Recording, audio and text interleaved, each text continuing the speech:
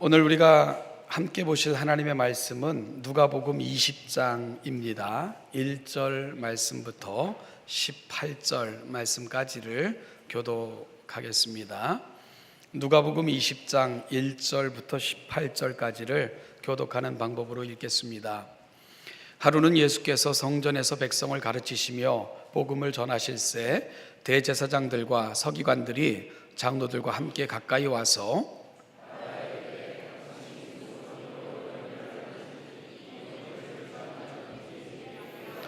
대답하여 이르시되 나도 한 말을 너희에게 물으리니 내게 말하라. 그들이 서로 의논하여 이르되 만일 한 올로부터라 하면 어찌하여 그를 믿지 아니하였느냐 할 것이요.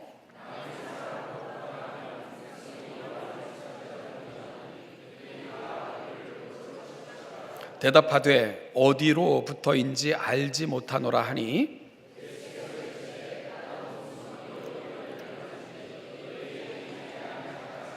그가 또 이 비유로 백성에게 말씀하시기를 시작하시니라. 한 사람이 포도원을 만들어 농부들에게 세로 주고 타국에 가서 오래 있다가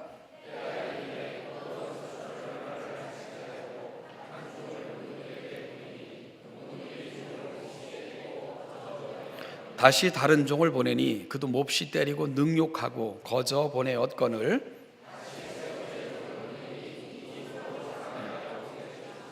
포도원 주인이 이르되 어찌할까 내 사랑하는 아들을 보내리니 그들이 혹 그는 존대하리라 하였더니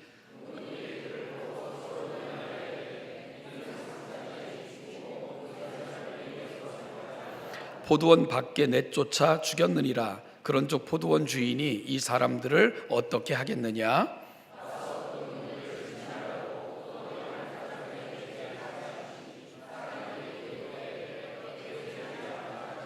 그들을 보시며 이르시되 그러면 기록된 바 건축자들의 버린 돌이 모퉁이의 머릿돌이 되었느니라 함이 어찌미냐?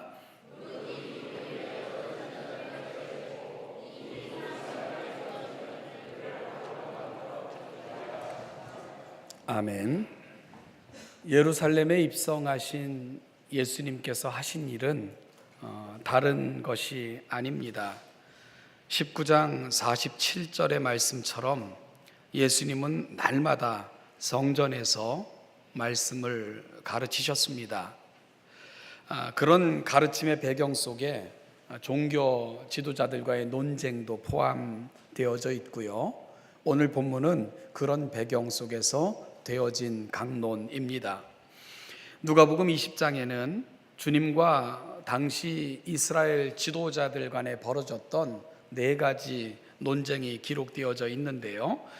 먼저 오늘 함께 읽은 본문 속에는 무슨 권세로 당신이 이런 일을 하느냐 하고 묻는 질문에 대한 답변, 20절부터 26절은 가이사에게 세금을 바치는 것이 가하냐 하는 것에 대해 논쟁하신 장면, 27절부터 40절은 부활이 없다고 주장하는 사두개인들과의 논쟁, 그리고 41절부터 47절은 반대로 주님이 질문하시고 또 그들이 그 질문에 대해서 생각하고 이런 방식으로 메시아와 다윗의 관계에 대한 질문과 답변, 이런 것들이 20장에 기록되어져 있고요.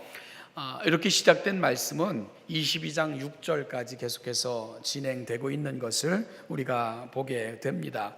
그리고 오늘 본문부터 22장 6절까지의 말씀은 예수님께서 예루살렘에 입성하신 후 화요일에 되어진 사건들입니다.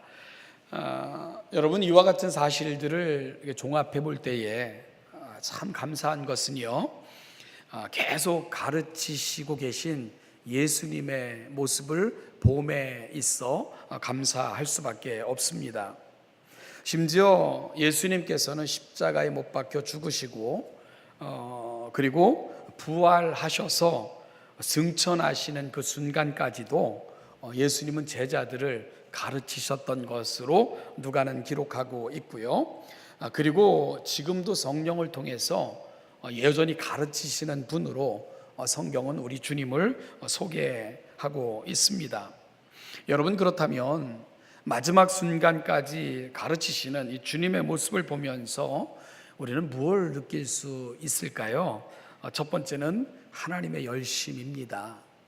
여러분, 예루살렘 성을 바라보시면서 우셨던 주님, 그 주님이 그 성에 들어가셔서 백성들을 끊임없이 만나 그 하나님의 나라 도리에 대하여 구원에 대해서 가르치시고 계신 것은 이 땅에 아들을 보내시면서까지 세상을 구원하고 싶어 하셨던 그 아버지의 모습을 아들이 끝까지 보여주고 계신 것 아니겠습니까? 그래서 마지막 순간까지 가르치시는 예수님의 모습 속에서 우리는 하나님의 마음, 그 하나님의 뜻을 동시에 보게 되는 것입니다. 그리고 또 한 가지는요, 하늘의 하나님께서 이 땅에 육신을 입고 오셔서 끊임없이 말씀을 가르치시는 것을 통해 하나님의 일하심의 원리도 우리가 분명히 알 수 있게 됩니다.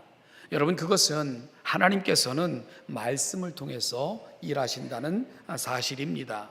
말씀을 통해 구원받는 자들을 초청하시고요, 말씀을 통해 구원받은 성도들의 합당한 삶의 모습이 무엇인가를 알게 하시고요, 또한 말씀을 통해 영원한 생명의 신비와 궁극적 미래를 보여주신다는 것입니다. 따라서 오늘을 살아가는 성도들에게 있어서 가장 소중하고 귀한 것이 뭐냐? 그것은 바로 말씀을 붙들고 말씀을 깨닫고 말씀 가운데 서기를 소망하며 살아가야 되는 것, 그것이 바로 성도의 합당한 모습인 것을 예수님의 모습을 통해 다시금 발견하게 되는 것입니다. 여러분, 신앙이라는 게 그런 것 같습니다. 신앙이라는 것은요, 우리가 예수님에 대해서 알면 알수록, 하나님을 알아가면 알아갈수록 우리는 그 놀랍고도 충만하신 은혜 가운데 거할 수 있게 됩니다. 우리가 누리는 그 풍성함은 말씀을 알고 깨달음에 비례한다는 것을 우리는 경험을 통해서도, 그리고 말씀의 진리를 통해서도 확인받을 수 있는 것이지요. 따라서 오늘 끝까지, 마지막 순간까지 말씀을 가르치시는 일에 전념하셨던 예수님의 모습을 통해 우리의 신앙의 방향이 어디로 가야 되는가를 우리 또한 확인받는 귀한 아침이 될 수 있기를 간절히 소망합니다. 하나님의 말씀은 우리 인생을 밝혀주는 등불과 같습니다. 어떻게 생각하고 어떻게 행동하고 어디를 향해 가야 되는가, 우리는 말씀을 통해서만 확인받을 수 있게 됩니다.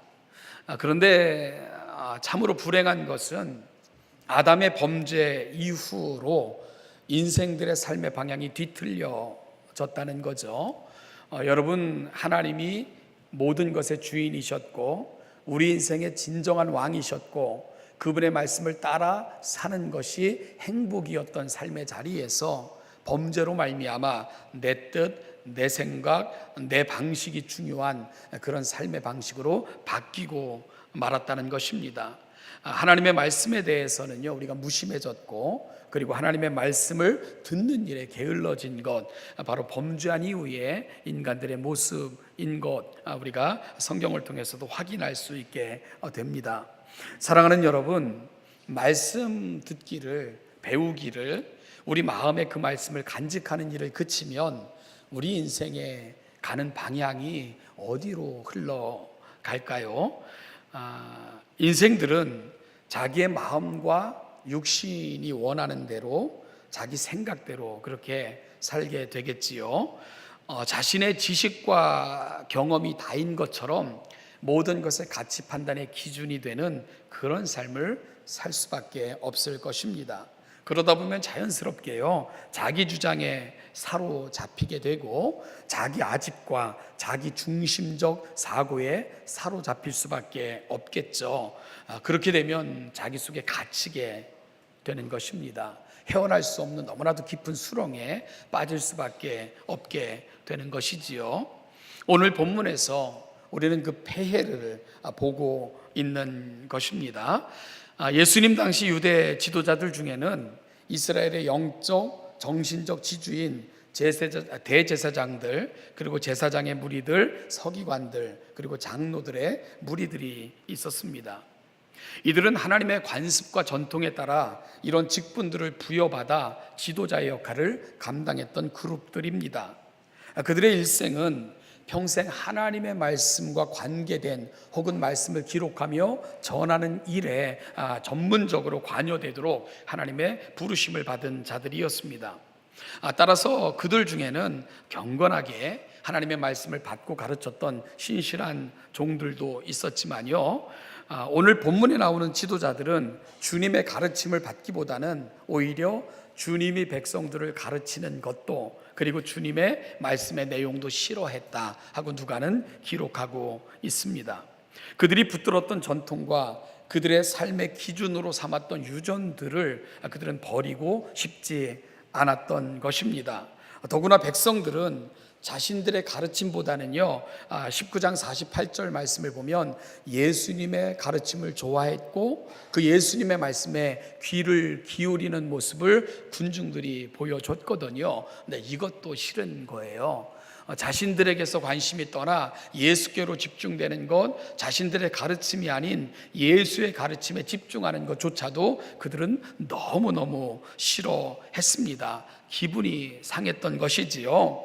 여러분, 그들은 왜 이런 모습을 보일 수밖에 없었을까요? 갇혔기 때문에 그런 겁니다. 그들의 관습과 전통, 그리고 그들이 물려받은 유전에 그들은 갇힌 거예요. 그래서 말씀의 본질이신, 말씀 자체이신 그분이 이 땅에 오셔서 그 말씀이신 그분이 말씀하시는데도 그들은 그 말씀 앞에 귀를 기울이지 않았던 것입니다. 오히려 그들은 예수님을 부정했고요, 그리고 예수님의 말씀을 방해했고요, 그리고 심지어는 예수께서 더 이상 그 일을 할 수 없도록 그들은 모함했고, 그리고 십자가에 못 박아 죽이는 이러한 일을 저지르는 자리로 나아가고 말았던 것입니다. 왜라고요? 갇혔기 때문입니다. 그들 속에, 그들의 방식, 생각, 가치관, 그들의 관념 속에 그들은 갇힌 자들이 되어 버렸기 때문입니다. 사랑하는 성도 여러분, 교회는 그리스도의 피값으로 세워진 거룩한 공회입니다. 성도라 함은 그 그리스도의 피값으로 구속함을 얻어 의롭다고 칭함을 받은 사람들을 성도라 그렇게 부르고 있는 것이지요. 사도 바울은 교회의 머리는 그리스도라고 말씀하셨고요, 선지자들과 사도들의 터 위에 세우심을 받았다고 말씀합니다. 그렇다면 성도가 붙들어야 하는 원칙, 그리고 유일한 기준, 그리고 그러고 삶의 표대는 그럼 무엇이어야 되겠습니까? 여러분, 내가 아니고요, 내가 붙들고 살았던 원칙들이 아니고요, 내 경험도 아닙니다. 바로 유일한 표대요 기준은 하나님의 말씀이어야 됩니다. 내가 예수를 알기 이전에 알고 있었던 것들, 그것을 말씀에 비추어 보니까 여러분, 다르면 고쳐야 되는 것이고요, 하나님의 말씀 앞에 내가 지금껏 붙들고 살았던 것을 비추어 볼 때 틀린 것을 알게 되면 얼른 버려야 됩니다.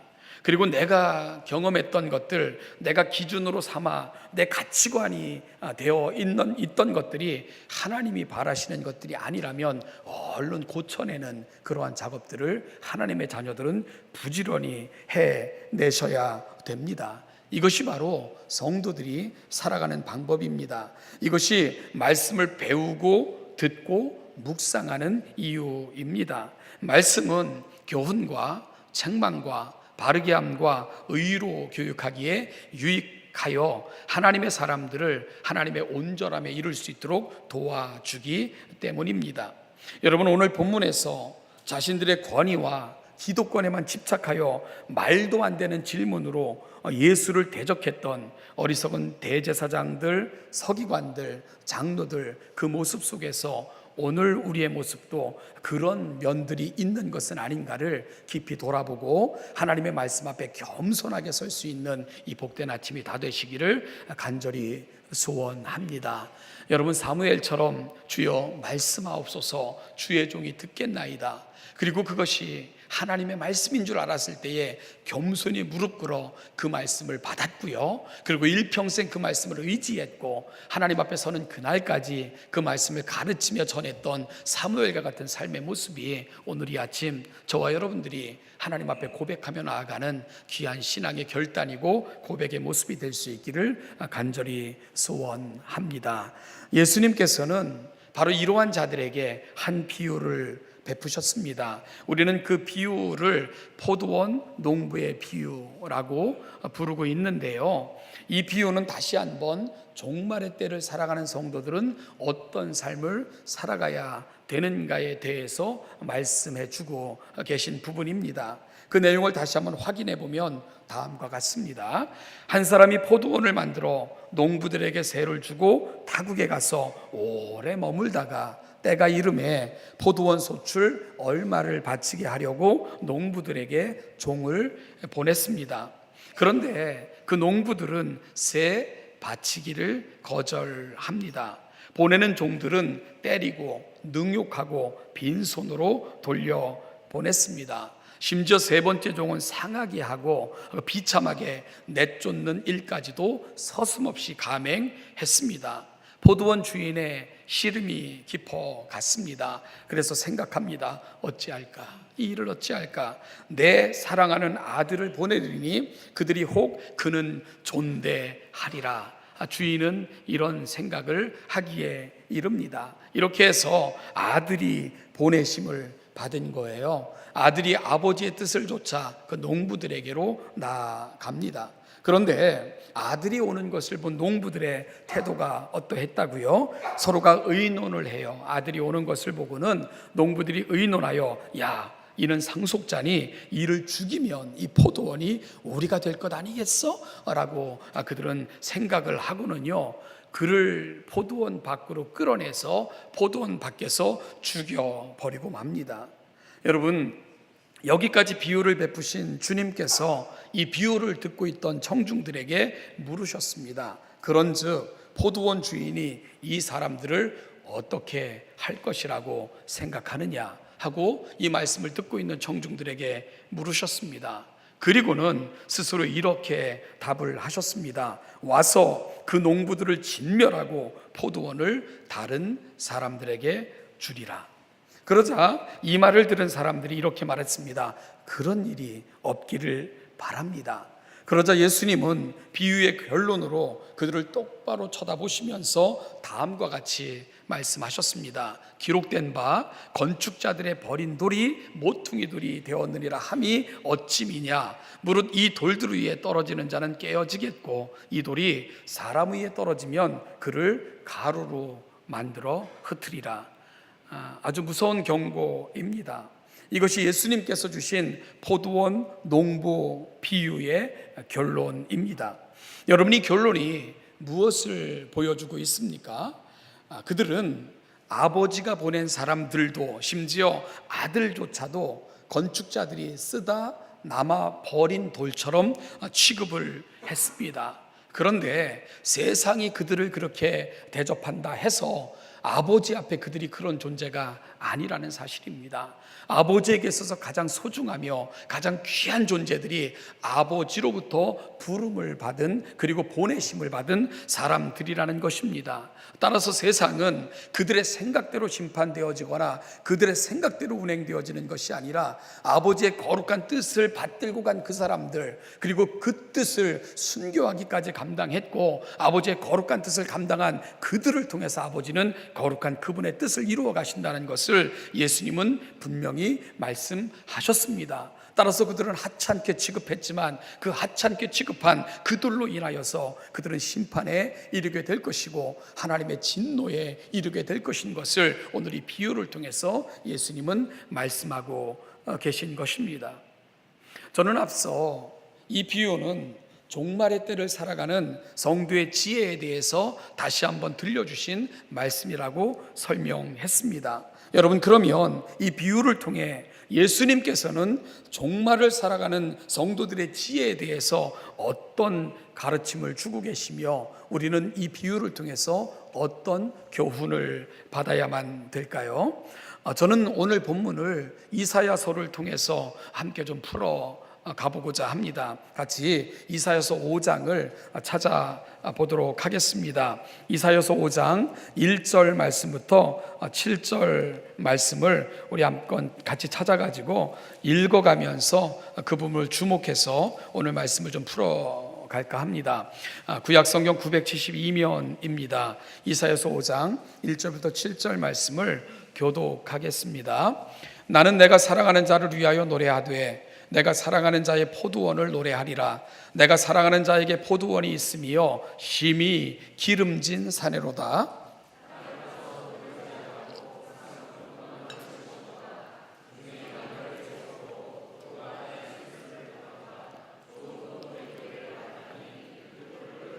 예루살렘 주민과 유다 사람들아 구하노니 이제 나와 내 포도원 사이에서 사리를 판단하라.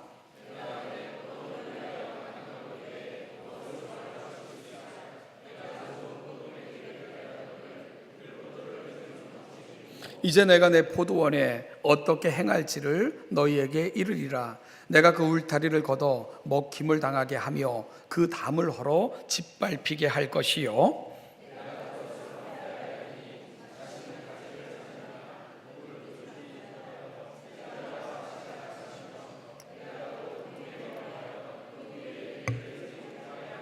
같이 읽죠. 물은 만군의 여호와의 포도원은 이스라엘 족속이요 그가 기뻐하시는 나무는 유다 사람이라. 그들에게 정의를 바라셨더니 도리어 포악이요 그들에게 공의를 바라셨더니 도리어 부르짖음이었도다. 아멘. 하나님의 슬픔의 노래입니다. 내가라고 소개되고 있는 포도원 주인은 자신의 포도원에 땅을 파서 돌을 제하고는 극상품 포도나무를 심었습니다. 여러분, 극상품 포도나무를 심은 그 주인의 기대는 무엇이겠습니까? 극상품 포도 열매가 맺혀지기를 소망하는 것, 그것이 바로 이 일을 행한 주인의 기대겠지요. 그런데 극상품 포도나무를 기대했는데 그 밭에서는 먹을 수도 없는 들포도 열매가 맺히고 만 것입니다. 그러자 포도원 주인은 그 울타리를 거두어내고 그 담을 헐 것이라고 말씀하셨습니다. 그러면 그 땅은 황폐하게 되어 찔레와 가시나무가 날 것이고 더 이상 소출이 없는 황폐한 땅이 될 것을 경고하고 계신 거죠. 여러분, 이사야 선지자는 이 비유를 풀어서 이렇게 설명했습니다. 만군의 여호와의 포도원은 이스라엘 족속이요 그가 바라시는 나무는 유다 사람들이라는 것입니다. 하나님은 그들을 자기의 소유된 백성으로 삼으셨습니다. 그들을 하나님의 거룩한 백성이요 특별한 대상으로 구분하셨습니다. 그들을 극상품 포도나무로 삼으신 것입니다. 그리고 그들에게 하나님은 극상품 포도 열매를 원하셨습니다. 여러분, 하나님이 바라셨던 극상품 포도 열매가 뭔 줄 아십니까? 그것은 정의를 사랑하며 공의를 행하며 겸손히 하나님과 동행하는 것, 이것이 바로 내 백성을 향해 하나님이 기대하셨던 극상품 포도 열매였던 것이지요. 그런데 그들이 거둔 열매는 하나님의 기대와는 너무나도 달랐습니다. 정의를 원하셨는데 도리어 그들은 포악하게 행했고요, 공의를 바라셨는데 도리어 불의를 행하여 그 포도원, 정말 그 하나님께서 허락하신 그 포도원에 있는 그 많은 포도원에 있는 것 같은 사람들, 그들의 울부짖음만 크게 만들었던 것, 그것이 바로 하나님께서 원하시며 심어놨던 그들이 했던 일인 것을 이사야 선지자는 안타깝게 고발하고 있는 것입니다. 결국 이사야서 5장 1절부터 7절 말씀을 통해서 보고 있는 것은 하나님의 슬픔입니다. 하나님의 눈물입니다. 하나님의 기대하심과 현실 사이의 큰 괴리를 바라보시면서 안타깝게 한탄하시는 하나님의 모습, 이사야 선지자는 그 시대를, 그리고 이 시대를 살아가는 모든 사람들에게 그 하나님의 눈물, 하나님의 근심을 보여주고 싶었던 것입니다.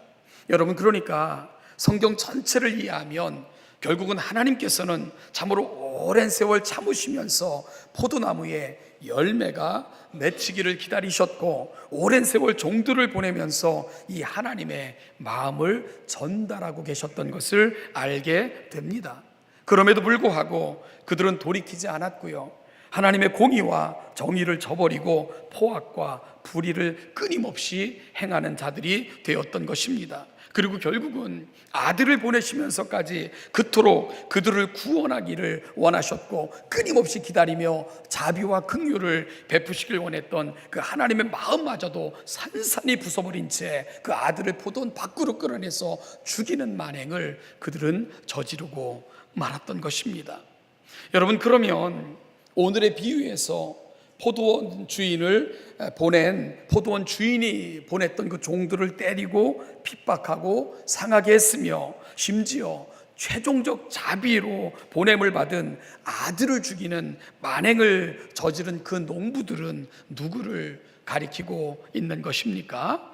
이사야 선지자는 포도원은 이스라엘 족속이고 그 포도원의 나무는 남은 자들로 부르심을 입은 유다 족속이라고 설명했습니다.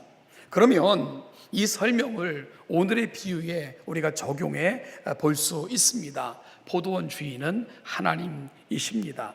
여러분, 포도원은 이스라엘 족속을 말합니다. 농부들은 20장 1절에 등장하는 대제사장들과 서기관들과 장로들을 가리키고 있는 것입니다. 하나님께서는 그들을 하나님의 포도원에 농부들로 세우시면서 그 포도원을 돌보실 것을 기대하시며 그 직분을 주신 것입니다. 바로 그들은 하나님의 거룩한 뜻을 받들어 그 포도원을 통해 하나님이 받으실 만한 극상품 포도 열매를 맺어가도록 돌볼 남은 자의 역할을 감당하도록 하나님은 그들을 특별한 직책을 두어 특별한 자들로, 마치 유다 족속을 남은 자들로 세우신 것처럼 그들을 세우셨던 것입니다. 그런데 그들은요, 오히려 포도원을 자신의 사욕을 채우고 불의를 일삼으며 그리고 돌봐야 될 그 대상들에게 포악하게 행함으로 그 포도원에는 들포도 열매만 가득한, 더 이상 하나님이 기뻐하실 만한 그 어떤 열매도 맺지 못하는 그런 불의한 성읍으로 만들어버리고 말았던 것, 바로 그 농부들이 행했던 일입니다. 그래서 결국은 그 포도원을 바라보시는 예수님, 포도원 주인이신 아버지의 거룩한 뜻을 위해 이 땅에 오신 그 아들의 눈에 눈물이 가득하게 만들고 말았던 것입니다. 이것을 바라보시며 예수님은 하염없이 눈물을 흘리시며 그 성을 바라보실 수밖에 없었던 거죠. 예수님의 눈물 속에서 바로 우리는 하나님의 눈물을 보고 있는 것입니다. 여러분, 그렇게 가면 결국이 무엇입니까? 일찍이 이사야 선지자를 통해 경고하신 것처럼 황폐하게 되어 지나가는 사람들에게조차 놀림거리가 되고 수치가 될 것을 이미 예언하여 오랜 세월 동안 알려주었음에도 불구하고 여전히 그 강포함과 불의에서 떠나지 않는 성읍을 바라보며 멸망을 향해 달려가는 그 성을 바라보시는 우리 주님의 모습, 바로 그 주님의 안타까움이 끊임없이 흐르는 눈물이 되어버리고 말았던 것입니다.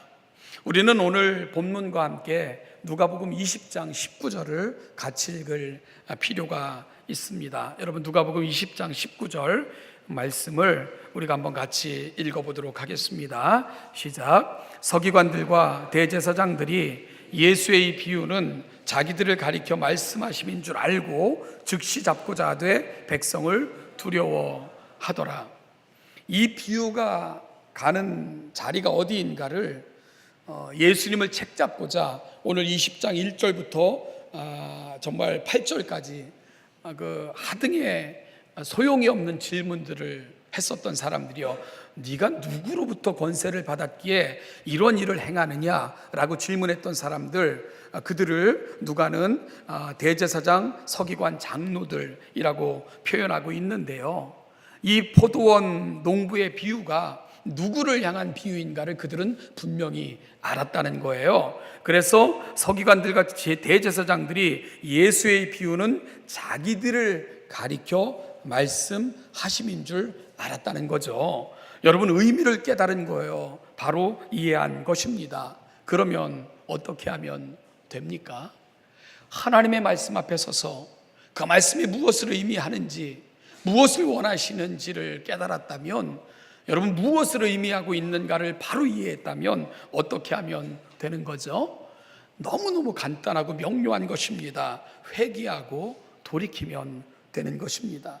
잘못을 뉘우치고 하나님의 기대, 그렇구나, 우리를 세우시고 오늘 우리를 지도자로 삼으신 그 하나님께서 진정 원하시는 것이 무엇이구나 하는 것을 알았다면 하나님이 원하시는 그 자리로 돌아가면 되는 것입니다. 하나님의 말씀 속에는 경고를 통해 치유하셔서 다시금 그분 곁에 세우시길 원하시는 하나님의 자비와 긍휼이 늘 흐르고 있기 때문입니다. 그런데 그들은 그렇지 않았던 거죠. 여러분, 그것이 문제입니다. 누군가가 이런 말을 했습니다. 회개는 성도의 최고의 축복입니다. 왜냐하면 회개는 그렇게 큰 잘못을 하고도 하나님의 품속에 들어갈 수 있는 유일한 수단이기 때문입니다. 이런 말을 했어요. 하나님은 상한 심령의 제사를 외면하지 않으십니다. 따라서 우리가 가장 시급하게, 여러분, 그리고 가장 민감해야 될 것은 뭐냐 하면, 하나님께서 어떤 통로를 통해서라도, 어떠한 방식으로라도 우리의 잘못된 것들에 대하여 우리가 나아가는 방향이 잘못됐다는 것을 알려주시면 돌이켜야 되는 것입니다. 내가 살아가는 방식이, 내가 붙들고 있는 가치관이, 내 생각이 잘못되었다고 어떠한 통로, 어떠한 방법으로라도 하나님께서 알려주시면 버리고 돌이키고 하나님을 향하여 나아가는 그 거룩한 시작을 우리가 하면 되는 것입니다. 삶의 방향을 바꾸면 되는 것입니다. 이것이 바로 하나님이 우리를 향해 여전히 포기하지 않고 그 마음속에 담고 계신 하나님의 소원이고 기대이기 때문입니다. 여러분, 오늘 포도원 비유, 농부 비유를 하시는 예수님의 마음도 바로 그런 마음 아니겠습니까? 듣고 깨달아 돌이킴으로 하나님께로 돌아가라 외치고 또 외쳤던 것 아니겠어요? 그래서 죽는 순간까지도, 승천하는 순간까지도 예수님은 끊임없이 말씀을 가르쳤던 것입니다. 그런데 이들은 이 예수님의 마음을 붙든 것 아닙니다. 그들 속에 갇혀, 그들의 생각과 가치관 속에 갇혀 결국은 예수 그리스도를 거절하는 더 먼 길로 나아가는 안타까운 모습, 오늘 우리는 그 안타까움을 본문을 통해서 보고 있는 것입니다.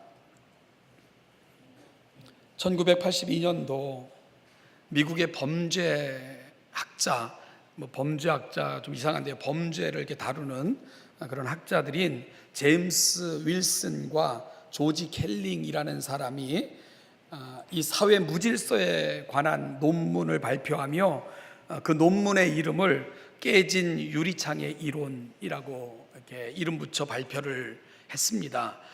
깨진 유리창 하나를 방치해 두면 그 지점을 중심으로 범죄가 확산되기 시작한다 하는 것이 그 이론의 주요한 골자입니다.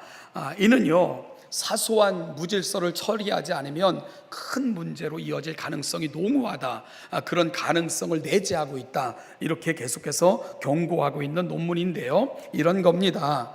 한 사람이 우연히 어느 집 이렇게 그 으슥한 담장 밑에 쓰레기를 버렸어요. 그러면 주인은 그걸 빨리 치워야 됩니다. 너무 기분 나빠하면서 이 버린 놈이 주워야지, 그렇게 시간을 끌면 지나가는 사람들은 그곳이 쓰레기장인 줄 알고 너도 나도 그곳에 쓰레기를 버리게 된다는 거예요. 그래서 거기는 결국 너무나도 많은 쓰레기들로 넘쳐나게 된다, 이런 거예요. 이것이 바로 깨진 유리창 이론이 주고 있는 교훈입니다. 잘못됐으면 빨리 바로 잡는 것, 그것이 바로 더 큰 일을 방지하게 되는 거다, 이런 이론을 펼치고 있는 거죠. 사랑하는 여러분, 마찬가지 아니겠습니까? 이 정도는 괜찮겠지 하면서 우리가 작은 죄를 자백하지 않고 우리 마음속에 그대로 두게 되면 그것이 더욱더 담대한 범죄로 연결이 되는 거예요. 하나님으로부터 점점 더 멀어지게 만듭니다. 하나님의 마음을 담는 일에 우리가 점점 더 단단해져서 결국은 점점 멀리 떠날 수밖에 없도록 만들게 되는 겁니다. 1세기에 어떤 랍비의 이야기입니다. 이 랍비는 제자들에게 늘 이렇게 강조를 했습니다. 죽기 하루 전에는 회개하라, 이걸 늘 얘기를 하는 거예요. 그러자 이 스승의 외침에 제자들이 물었습니다. 아니 스승님, 아니, 이 세상에서 누가 자기가 언제 죽는 줄 알겠어요? 지금일 수도 있고 내일일 수도 있고 1년 후에도 죽을 수 있고 더 오랜 세월 후에도 우리가 죽을 수 있는 건데 어떻게 우리가 죽는 날을 알고 하루 전에 회개를 합니까? 라고 물었어요. 그러자 그 질문을 받은 랍비는 또다시 대답을 합니다. 죽기 하루 전에는 회개하라. 여러분, 죽음을 모르잖아요. 그러니까 제자들이 그런 질문을 하잖아요. 랍비는 뭘 얘기해 주고 싶은 겁니까? 지금이 그때라는 거죠. 잠시 앞의 일도 모르는 우리가 어찌 하나님 앞에 우리 마음을 단단하게 하고 하나님이 없는 것처럼 살아갈 수가 있느냐? 그러니 늘 지금 이 순간이 마지막인 것처럼 하나님 앞에서 우리 자리를 살피며 그 하나님 앞에 서는 연습을 하고 살아가는 것, 이것이 바로 하나님의 사람들이 종말을 살아가는 삶의 태도인 거야. 랍비는 이러한 답을 주기 원하는 거였겠지요. 사랑하는 여러분, 혹시 내가 살아가면서 아직도 해결하지 못한 죄의 문제가 있다면 방치해 두시면 안 됩니다. 그것이 우리 영혼을 더 깊은 죄의 수렁으로 이끌고 말 것이기 때문입니다. 여러분, 우리가 아직도 버리지 못한 예수 밖에서 행했던 잘못된 습관들을 여전히 붙들고 살아가는 성도들 계십니까? 그러면 우리 삶이 쓰레기통이 되는 것은 너무너무 빨라지는 것 기억하시고 오늘 빨리 치움으로 성령 하나님께서 펼쳐가시는 그 아름다운 이야기들로 그 공간들이 채워지는 아름다운 결단의 아침이 바로 이 아침이 되시기를 간절히 축복합니다. 사랑하는 여러분, 아직도 예수가 내게 누구인가를 모른 채 종교인처럼 살아가시는 분들이 있다면 좋은 신앙인들을 찾아가서 다시금 십자가의 도리를 들으시고 교육자들을 찾아가서라도 빨리 구원의 도리를 설명 들으심으로 말미암아 하나님의 거룩한 구원에 이르는 놀라운 축복이 여러분들 속에 임하기를 주님의 이름으로 축복합니다. 사랑하는 여러분, 종말의 때를 살아가는 성도들의 지혜, 오늘이 마지막인 것처럼, 그래서 오늘이라도 주님이 부르시면 극상품 포도 열매를 갖고 하나님 앞에 서기를 갈망하며 살아가는 삶, 이것이 바로 종말을 살아가는 성도들의 지혜입니다. 오늘 이 아침이 우리에게 그 아름다운 소원과 소망이 생겨나는 복된 아침 되시기를 주님의 이름으로 축복합니다. 기도하겠습니다. 하나님 아버지, 은혜와 사랑을 감사합니다. 이 아침도 하나님께서 우리를 부르셔서 여기까지 인도하셨고 오늘도 하나님의 말씀 앞에 서게 하여 주시니 감사합니다. 하나님 아버지, 내가 살아가면서 자신할 수 있는 것들이 아무것도 없습니다. 하나님 아버지, 살아있다 하지만 살아있음으로 인하여 교만할 수도 없다는 것이 우리의 모습인 것을 고백하지 않을 수 없습니다. 하나님, 그래서 우리 영혼의 구세주가 되시며 우리 인생의 주관자가 되신 하나님 앞에 우리 인생을 맡깁니다. 겸손하게 하나님 앞에 나아가오니 받아주시고 오늘 우리의 마음을 살펴 겸손함으로 채워주심으로 이후로 남은 생에 겸손히 하나님과 동행하다가 하나님의 영원에 참여할 수 있는 아름다운 하나님의 복된 자녀들 되게 하여 주시옵소서. 감사드리며 예수님의 이름으로 기도하옵나이다. 아멘.